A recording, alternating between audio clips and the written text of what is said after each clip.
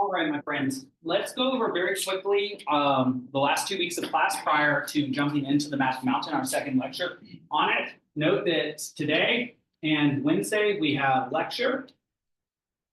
This Friday, you have a writing day, your final writing day for the final. Monday, we're back to lecture. Wednesday, your final essay is due by 7. And we have our final lecture. A nice little reward for you will be to have the final Friday of the semester off too, though I'm sure it won't be off for you because you surely have various presentations, final exams, and final essays to prepare for. But since you will have finished the final requirement of this course, I do not require that you be here, a nice little cherry on top. Any questions about our final 4 days together?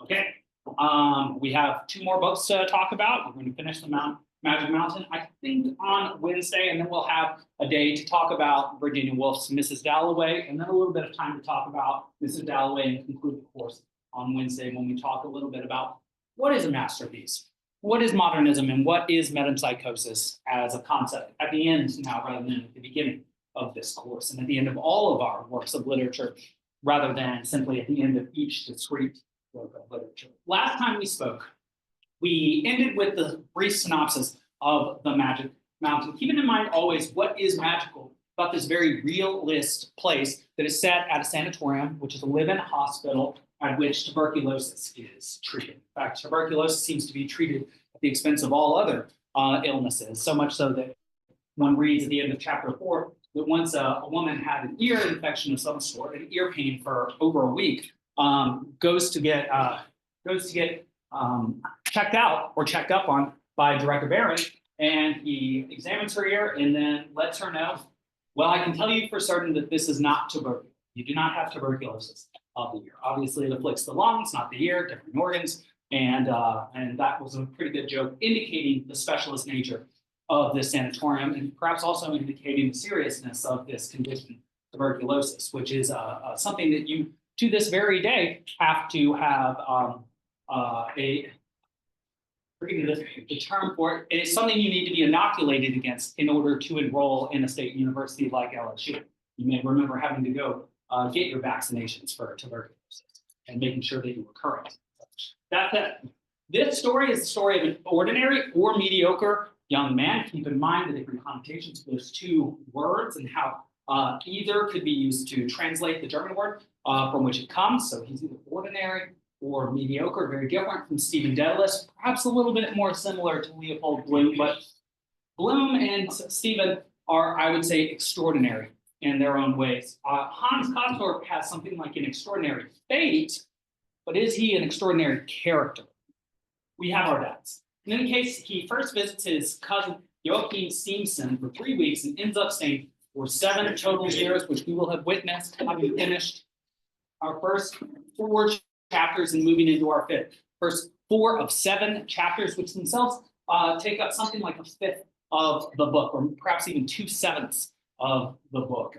Nowhere near the over half that one would expect, given the fact that numerically speaking, 4 out of 7 chapters goes past the halfway point. Apparently, we do not lead at the front in this text, or it is not a front-weighted text, or it is rather a back-weighted sort of text, where we are going to get the vast majority of what happens in the second half of the story, or the purported second half according to the chapters, though of course not the second half according to the pages as well.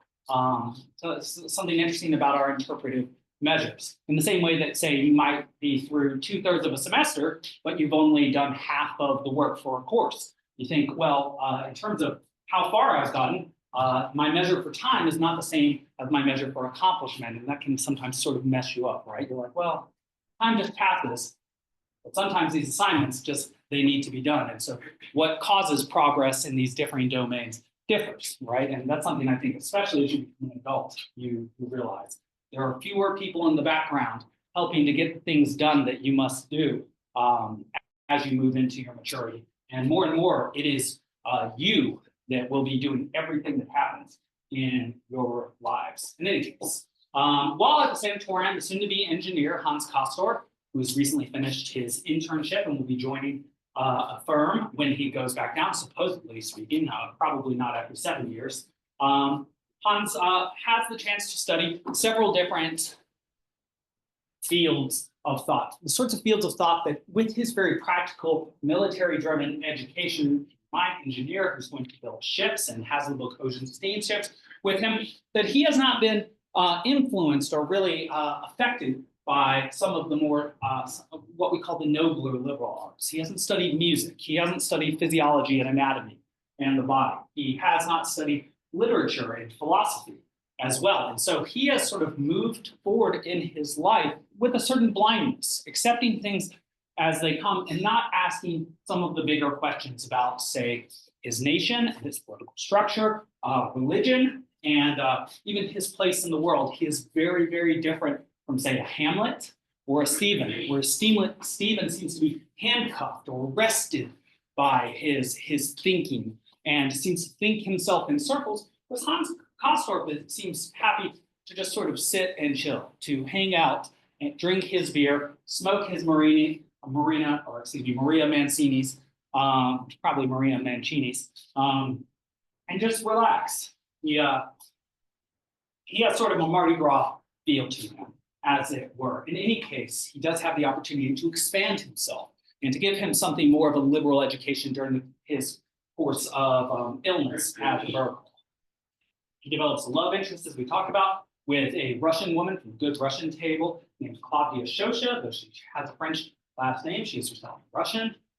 He meets an Italian rationalist progressive named Ludovico Settembini, who calls him life's problem child and tries to convince Hans to rejoin the world and not give in to the education and eroticism of the mountain. Dissipation and eroticism of the mountain. It would seem that Settembini, insofar as we now know that Hans Castorp does not stay for 3 weeks, but for 7 years, and develops an attraction for Madame Shosha that he pursues. And given the fact that he stays not 3 weeks, not 6 months, not 1 year, but 7 years at this facility, a facility at which it's unclear exactly whether he needs to be there. He has supposedly some catarrh of his lung. It's not the same as having tuberculosis. And when he is first examined by Director Behrens alongside Joachim Simpson, his lung is listened to a little bit, and it seems that he had a fever. A fever is not particularly high. You know that the ordinary temperature of a human is 98.6, though there are natural variants between people. Some people run kind of cold, some people run kind of hot, as it were. But his temperature goes up to 99.7. 99.7 from 98.6 is, I would say, having myself tried to be sick many times as a young person, not liking school, funny given my profession, not quite where you are considered sick enough to not miss or to miss school. Usually it's 100, or in my house it was 100 or above is considered a real fever. So even the fever that Hans Castorp is manifesting alongside his little colds and apparently a little rough spot on his lung, this is not the level of illness that one might have in order to stay home from work or school down in the flatlands. So a question that develops in our mind is, to what extent is this hospital capitalist? Capitalist in that it stands to make money from those who purchase its wares. It's a sort of strange question because Director Behrens would seem to be the person that would make money off of these characters if he is willy-nilly going to just keep them in the Berghof, regardless of their level of illness. That said, this question is complicated by the fact that Director Behrens and Dr. Krakowski actually receive quite large salaries because of the remoteness of where they live and the specialty of what they practice, and they are not actually part of the business aspect of the hospital. We go to the business office in order to pay Hans Castorp's bill at one point. And so a question that we now must wrestle with, there we go, is how sick is Hans? It seems that the hospital will take people who are not that sick, though we have additional stories of, say, a young lady who became so adapted to the Berghof that even when she was cured, she attempted to fake a fever by putting her thermometer, or rather, by making sure that her head was hot enough so that her thermometer showed an inappropriate temperature. That was originally that trick was eventually found out by giving her what's called a silent sister, which is a thermometer which has a mercury level that does not rise, and comparing that against the other. So in some ways, this standardizes the measurement so that one can see whether the original measure was correct or not. And in any case, she gets sent home. And so our question is further complicated by the fact that not only do people get well, but occasionally people try to stay and are sent home. So Hans, he's accepted into the Berghof, accepted as if it's a university rather than something that would be sort of bad because one is so significantly ill that one has to stay at a live-in hospital, sanatorium. Is he so sick that he needs to stay in the first place? And does he get sick enough, if he's not, in order to justify him staying there for 7 years? Or is there something about Hans that makes it so that he can appear to be sick enough to stay in the Berghof, though he's in no real mortal peril, but given his personality and what he wishes to achieve, the Berghof actually perhaps seems like a good place for him to live and to develop. He gets to learn what he wants to, eats something like 6 meals a day, has multiple rest cures, sits at a table with some interesting individuals. A further sort of nasty turn to this question is this: that when Hans is first ordered to bed for the 3 weeks that all are ordered to bed when they first are diagnosed with an illness at the Berghof, it seems, at least from the conversation with Behrens and from Hans, as if there might be some element of subjective interpretation on Hans's part. What I mean to say is that, and perhaps you've gotten there, perhaps you haven't. I know that given the reading, we're supposed to have been there. That Joachim, seeing how Hans enjoys himself at the Berghof, seeing that he's in no mortal peril, perhaps he starts to identify himself with Hans. Now, Joachim is actually significantly ill, has tuberculosis, was sent up in the first place not to go see his cousin prior to working a job, but because he was too ill in order to pursue his chosen profession of being in the military. But the influence of Hans, as the two of them spend time together in the Berghof, seems to wear off on Joachim, so much so that he starts to doubt whether the cure or whether the treatment will lead to a cure at all. He sees how Hans is exploring himself in the various arts and sciences and is really enjoying not moving forward in life at the Berghof, whereas Joachim longs ardently to get out of the Berghof, to return to the flatlands, and to move forward in his career.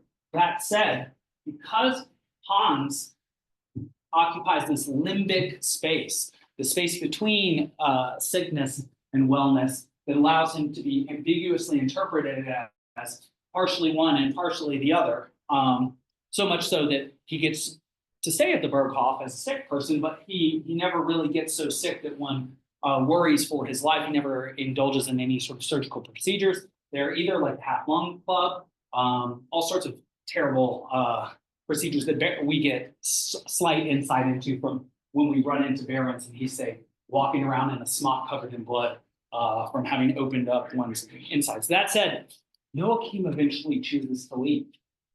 He, against Behrens' direct orders, Behrens says, you need to stay another 6 months. And Joachim thinks, I think, sort of like Settembini, perhaps based on Hans Castorp's example, that there's something fishy going on here, that, in fact, I'll never get better while I'm up here. And so he insists that he leave without Director Behrens giving him his blessing. Joachim returns down to the flatlands, is a brilliant officer for a small amount of time. One hears that he slowly gets worse and worse. Eventually, he has to take leave from the military, and then he returns to the Berghof. And again, has the sort of exhilaration of somebody who first comes to the Berghof. It's a strange moment when Hans then greets Joachim the same way that Joachim had greeted Hans. This time Joachim is with his mother, though, because his case has advanced. Joachim then degenerates and dies during the course of his stay in the Berghof. And the question that we may have about the moral lassitude of Hans is, did Joachim leave because Hans stayed?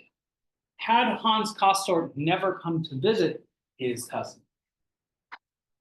would his cousin never have been influenced by the sort of illness of Hans Castorp and started to doubt his own treatment? If Hans Castorp had not gone to the Berghof, is it possible that Joachim would have accepted the treatment that was prescribed by his physician and gotten better eventually, though it seemed like his illness was never ending? Now, I'll suggest there is another possibility that he would have died anyway, even with the treatment, and that happened to many individuals too. But I want to mention that to you because it is not the case with an ordinary individual that because of his intentions or his skills that extraordinary things happen around him. He's not a brilliant thinker. He's not like an Iago from Othello and wishes to do ultimate evil to those around him. But perhaps because of his own sort of laziness, his moral lassitude, his lack of desire to act and to move forward, negative things happen to those around him, including his own cousin, the person that he cares most about in the Berghof. And you might make a connection between his individual situation and the European situation at this time, that because of a lack of consideration for the social forces that were rising at the time between 1907 and 1914, certain individuals, particularly in Germany at this time, also Italy and Russia and the Triple Alliance, later Ottoman Turks would join. Perhaps there was something in the citizens of those people, a lack of moral awareness that led to a sort of unconsciousness that allowed war to sneak up on them. And so the question becomes, is it okay? Is it morally good? Is it ethical just to focus on yourself and to not really worry about those around you? Are you doing any active harm to those people? The answer, at least given the example of Joachim and Hans, is you don't know. You might be doing harm. Insofar as Hans influenced Joachim to do something that worked against his own health that led to his death, is that good? No. Is that bad? Very likely. But is that neutral? Is that something that was Hans's presence something that had no effect? That also seems unlikely. So can you do ill without attempting to do ill, without even focusing on trying to do good or ill? The answer seems to be yes. Insofar as you are unconscious of your effect on your surroundings, you're probably more likely to do bad than you are to do good. You have to actually focus and work hard to do something good. You know, as a teacher, as you all become accountants and coaches and doctors and nurses, you will see that accomplishing your tasks, that achieving something is not easy or given. It's not like a Disney movie where the protagonist is moved forward by the plot and achieves what needs to be achieved. You move your own plot forward. So you'll find that not achieving, failing, doing ill, much, much, much easier than doing good. And it happens, at least according to the hypothesis of this text, whether you will it or not, which to some extent should be horrifying, because I think we often walk around thinking that we're doing pretty good and that we mostly do well by each other. And yet, perhaps that is not entirely the case. And we should really wonder about our effects on our surroundings, not only at our individual level, but even at our larger political level too, perhaps. That said, let's keep moving forward. Some major themes in the Magic Mouse. Time and the subjective nature of it. I'm going to read you several quotes about this today. And this is one of the most valuable philosophical concepts that this text, I think, puts forward, particularly with people who are largely at a monastic live-in sort of university situation, where you are in a place of transformation, as it were. Joachim and Hans have a discussion about a minute while Joachim is measuring his temperature. I once had an English teacher in high school that made us sit there for an entire minute in silence. It lasted forever, as it were. Depending on what one is focusing on, time can move in slower or faster ways. I think the great example of this is being in a dentist's office with those 20-year-old magazines and that soft jazz that seems like it was made for office rooms. In fact, some of the early techno music, drum and bass, was made by a guy who actually gave names like music for elevators, which is kind of funny. There isn't actually a genre for that sort of thing. In any case, while one is not focusing on anything but the movement of time, time seems to move slowest. In fact, it's something that Dante says. It says when you focus on something by which time is measured, time tends to move smoothly. But when you just focus on moving time forward, which time is not subject to one's own will, time tends to move achingly slowly. Perhaps you know from constant experience of when you are in a lecture hall, there's a very disengaging, boring lecture going on. Well, it lasts forever, and you better have your computer open and be checking something that is valuable with your time, or that hour is never going to end. In any case, is time measured by subjective experience, of the subjective experience of its passing, or by objective instruments, like a watch, as it were? If you spend an hour or 60 years doing something and it feels like it was short, and somebody else spends the same amount of time, feels like it was long, did they live more than you? Here's another question. If you do more than somebody does during a certain span of time, have you lived more than they did? Or the same amount, or even less? Sometimes when you achieve more, you do fewer things. Perhaps you write lots of books, but you don't go on many trips, don't hike many trails. This is sort of a question for how do you fill your life? And people do seem to have differing opinions on this. You see this when people vacation. Some people like to vacation. They like to lie about and really rest and not do a thing. Where some people like to travel and like to be just as active while they vacation as when they're in their normal lives. They just do different things. Who's done more? Who's accomplished more in such a moment? If the purpose of vacation is relaxation, perhaps they have different purposes. One wants to relax, one wants to see the world. But these are questions that are raised by this text. In any case, we will talk about the excursus on sense of time too, either today or near the beginning of tomorrow. There's in fact a little chapter heading. It's called an excursus on the nature of time, where we get a bit of philosophy from Thomas Mann himself, technically the narrator. Death is obviously a major theme in a work set at a sanatorium.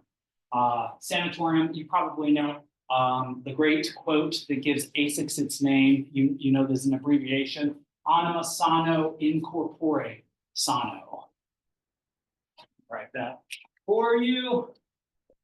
Anima sano. Healthy mind or healthy soul. In corpore sano. A6 means healthy mind and a healthy body. Interesting idea there. And that's something we'll talk about too. What illness does it venerate one morally, or does it denigrate one by putting one into the body? Does it make one holier, worthy of respect? And the sort of respect that's sort of like holy veneration, like you're special now, the angels have claimed you, as it were, or does it make one lesser? I'll say that even in our own legal system, we do have notions of lesser and greater humanity. There are certain rubrics that one has to meet in order to be granted a trial as a full human. There are certain age requirements. There are certain mental requirements as well, and occasionally too there are even environmental sort of psychological requirements. Like if somebody does harm to another when they're perceived as being out of their mind due to intoxication or tremendous emotion, they tend to receive differing verdicts than people who coldly calculate what they are going to do prior. This is often the difference between first degree and second degree murder, for example. First degree has intent, or second degree, and there's second and third degree depending on state. It's a state law. Depends on, did one just react, see one's wife in bed with Buck Mulligan, and then kill? That is often interpreted as different from planning out a very sophisticated murder of somebody for some reason. You can see the difference between a hot crime of passion, a cold-blooded crime that's really, really thought out. In any case, Hans' mother and father died between his 5th and 7th year of life. His grandfather then took him in and dies a year and a half after his parents. So he thinks that he himself has a strong relationship or an interesting relationship to death. He doesn't seem to be scared of it. Later, he will in fact start giving flowers and spending time with those who are called the moribundi, those who are doomed, very much doomed to die in the Berghof, starting with a certain Karstadt. You can see them, Karen Karstadt. And so, in any case, the issue of mental, physical, moral lassitude, as I just mentioned. The sanatorium treats tuberculosis patients, but many give in to base corporeality on the mountain. What do I mean by this? So Settembini comes to sit at Hans Castorp and Joachim's table at one point. He starts to talk to Frau Sturr. And even though Frau means Mrs. in German, Herr is Mr., Frau is Mrs., Fräulein is Miss, as it were. So Frau is not anybody's name, Herr is not their name. I once had a student presentation where they didn't know these honorifics. So they're like, Herr does this, and it's sort of funny. In any case, yes, it seems that this Frau Sturr, who is supposed to be getting healthy so that she can return to the flatlands and see her husband, likes to put on her light at night and then sneak out of the Berghof. She's not alone in doing this. And to go downtown to meet a certain man. But she's a married woman.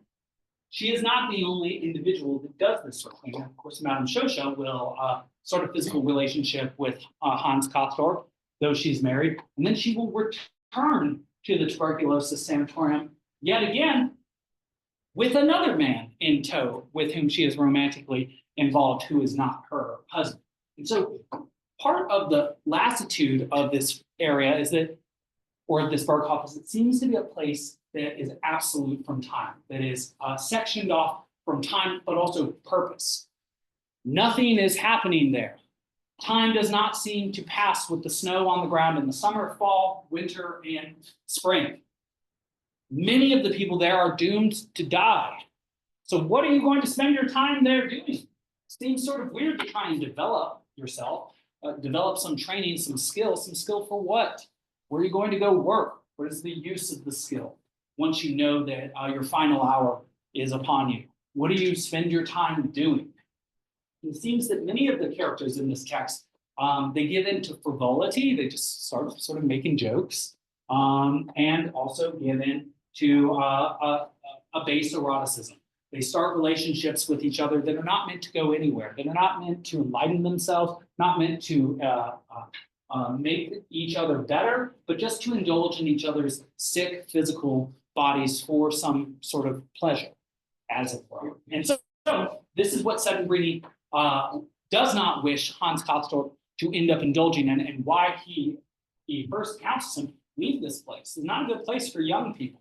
Sort of places where young people come to dissipate, to become worse rather than to become better. It's like an opposite university, as it were. You're stuck around a bunch of people who want to have a bunch of fun, but they're not going anywhere. That's the difference between a university and a sanatorium, right? You might have a lot of fun with the people around you and give in to some degree of dissipation, particularly in Louisiana. That said, you're all working towards degrees and making it to the next step. And that puts you phenomenologically, subjectively, in a very different spot from Hans Castorp and those around him. That said, since there's no sense of time or progress, why live for any higher ideal than pleasure? In fact, there are philosophical systems that are based on this. Epicureanism, which is a form of hedonism, its first principle is you are mortal.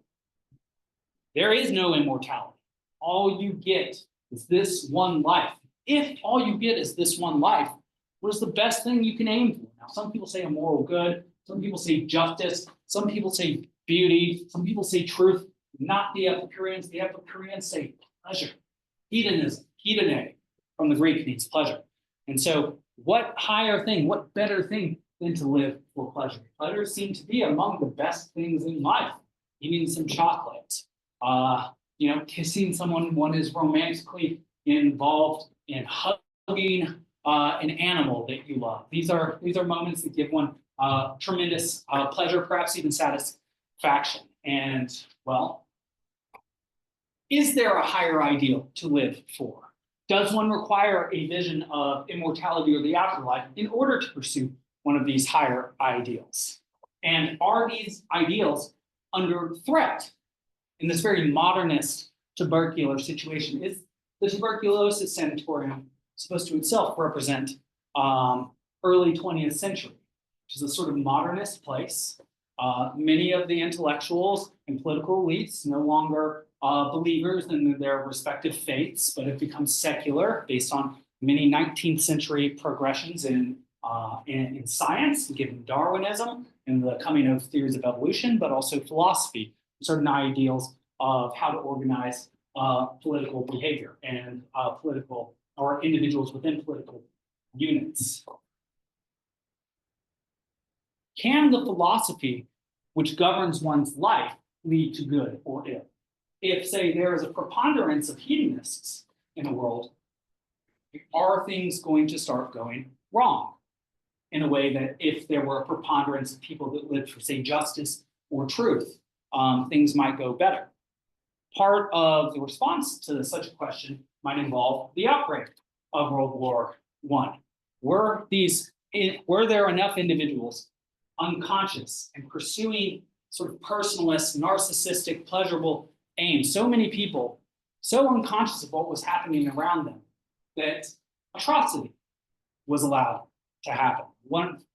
This is really, I think, a disturbing question because, again, just to return to it, often we walk around during the course of the day. If we do not do active evil or harm or bad to people, we tend to think we're doing pretty well. We're staying out of other people's way. And yet, is that enough to truly do good and to avoid doing bad in the world?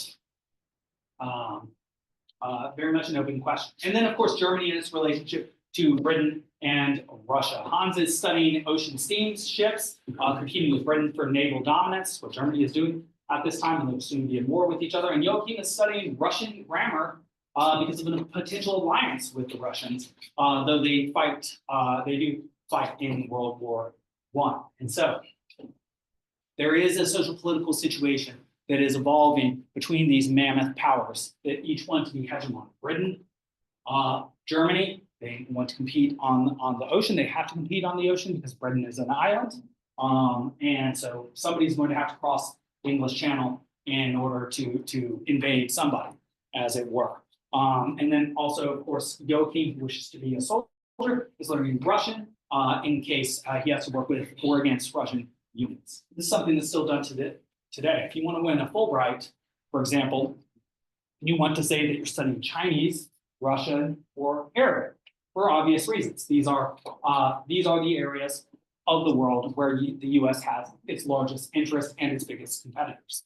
Russia and China are themselves the biggest competitors for the U.S. right now, and the Middle East is a place where our oil, the vast majority of our oil comes from, which fuels our economy, planes, all of our trains, our cars, most of our cars right now. So the biggest electronic distributor of cars, many people who would buy electronic cars are not very happy with right now. But that is perhaps a different issue. In any case, there are subjective, philosophical, moral issues within this text, also issues of how one deals with one's personal story of time and the fact of death, but how these issues, personal, also relate to political situations that one might find oneself in.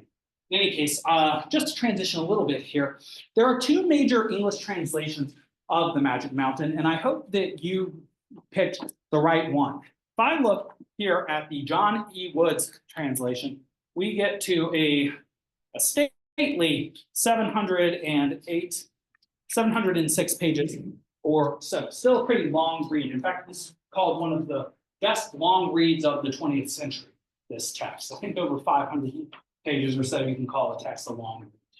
The Low Porter translation, which predated the Johnny Woods. Johnny Woods is from 1995, and the Low Porter from about 70 years earlier, 1927. You can see that this happened within 2 years, within 3 years of the work first being published in German. So this speaks to the awesome popularity of the Magic Mountain. But the Low Porter translation is 900 pages long. This set tells you something about the difference between the verbosity of the German language and the English language. An excellent German writer is sometimes considered one that can write sentences of 3 or 4 lines long with many, many, many relative clauses and a finite verb at the very end of the sentence, which governs the entirety of it. Our English style is much different. We speak on the fly. We think as we speak. German requires that you think prior to having spoken, and we can express in much fewer words that we seem to have an ethic of brevity, right? Brevity is the soul of wit, is one of our great quotes. We do not like long sentences with too many clauses. Which, who, what. If you do this, it will be better than if you do that. Because that is better than this, but that is better, but this is better than that, unless we are really talking about these or those sorts of things. These sentences are too long, they're too grasping, they do not grasp one's attention, they lose one's attention. But German, stylistically very different. And so when one translates from German, one can attempt to maintain the syntax, the sentence structure, to give a more Germanic experience of the text, or one can attempt to translate the work in a more natural way, which I believe is what Low Porter attempted to do, to make it a little more palatable for English readers who are themselves already reading a fairly long text. 700 pages. What's the difference between reading a 700-page book and a 900-page book?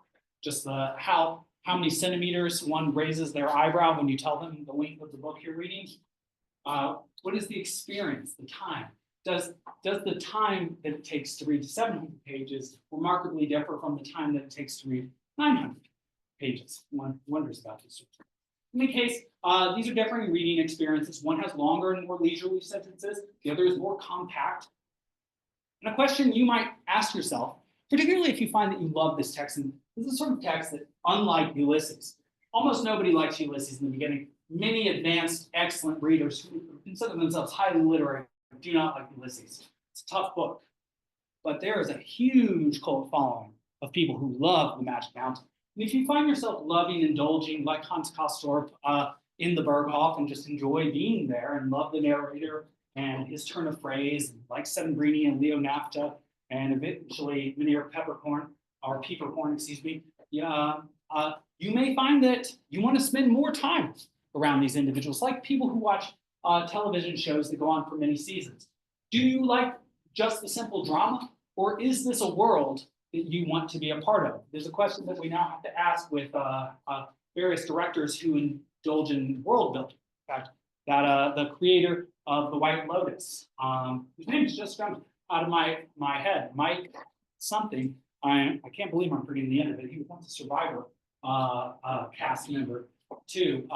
He says that he's not just writing stories, he's creating worlds. And you see this also in various video games, also movies too, like say the Lord of the Rings or the Harry Potter franchise. They have not only books, they have video games, they have movies, they have historical works, the Silmarillion written about them, and even Amazon shows. These are stories that have become worlds, as it were. And so perhaps this text too showcases a world, and a world that you might want to spend more time in. And if you do, I recommend that you get the Low Porter translation, which is 900 pages long, because you will have to spend more time with that translation than with this translation. But if that's the whole point, spend your time pleasantly and wonderfully, and perhaps that is the point of literature or art itself.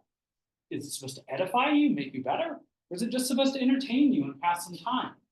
Which one is it? I mean, this is probably a question you've asked in this class to yourself. You're like, why are you spending so much time thinking about these books? You just read the book, get it done with, then do something else with your time. Yes.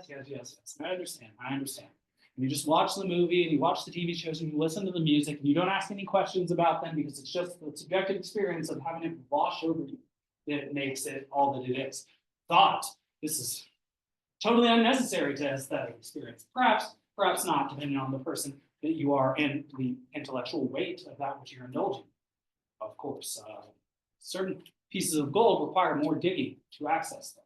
It's not just that which is lying on the ground, which is of value. In fact, that which is lying on the ground is often called what? Glitter. That which is not valuable. So, in any case, if you really love this text, I highly recommend that you buy the Low Porter translation so that you can read it again leisurely during the course of your life. In fact, the piece of secondary literature that I put on the syllabus that is appended to this primary piece of literature was written by not a scholar, but a writer who's read The Magic Mountain something like 10 or 11 times and just loves it, likes to read it basically every single year. That's it. Let's talk a little bit about the first couple chapters before we move on next time. Chapter 1, meet Hans Castorp, that we said so much about him already. Hans Castorp is a mediocre or ordinary man on his way to meet his cousin Joachim prior to taking his post as an engineer. Joachim has tuberculosis, but fervently wishes to rejoin his regiment. He greets Hans at a place called Davos Platz.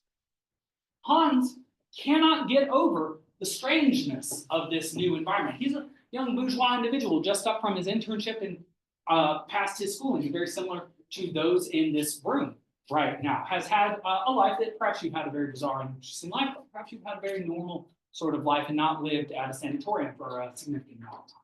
In any case, this place that he finds himself does things differently from the places that he was raised. There are bobsleds going down the mountain.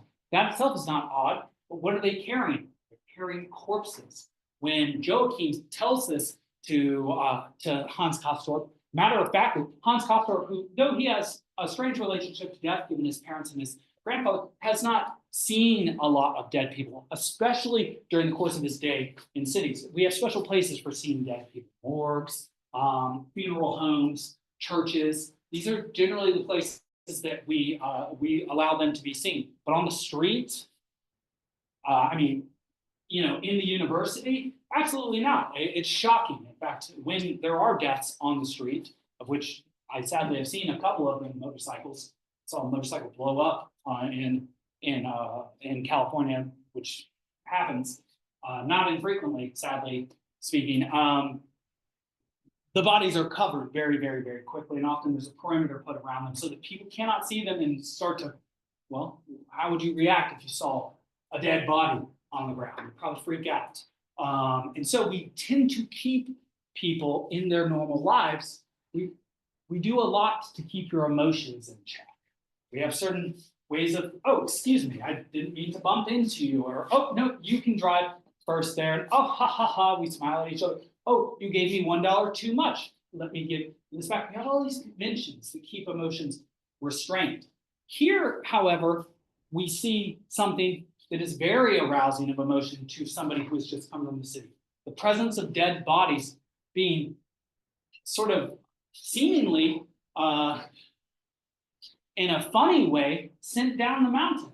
It seems like an odd solution to the problem. When you really think about it, it makes sense. Dead bodies can move probably quickest down a mountain slope on bobsleds, unless there's a very expensive and well-made trans system, but apparently there's not. So this solution makes sense, but it makes sense to one who is acclimated to the new environment. It makes very little sense to Hans Castorp, who has himself come from the city and is something like us, a city dweller who does not fit into this new place that seems quite strange. And so the bodies, this quote, "Oh, I see, you don't say," Hans Castorp cried. And suddenly he burst into laughter, a violent, overpowering laugh that shook his chest, twisted his face, stiffened by the cool wind into a slightly painful grimace. "Oh, on bobsleds? You can sit there and tell me that's so calm and cool? You've become quite the cynic in the past 5 months. Cynic or realist, one wonders."